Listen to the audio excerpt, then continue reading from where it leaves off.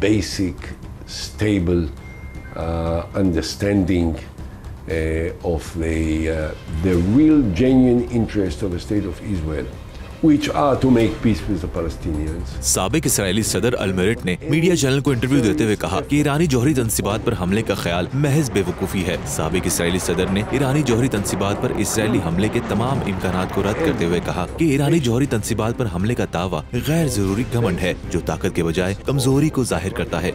We need to separate from the Palestinians. We need to end the occupation. We can't be seen in the international community as occupiers because this will destroy the image of Israel, the status of Israel. साबिक Israeli सदर का कहना था कि Israel के पास वो रिवायती अस्करी ताकत नहीं है जिसके साथ इसराइल ने 1981 में इराक और 2007 में शाम में जौहरी तंसीबात को खत्म किया।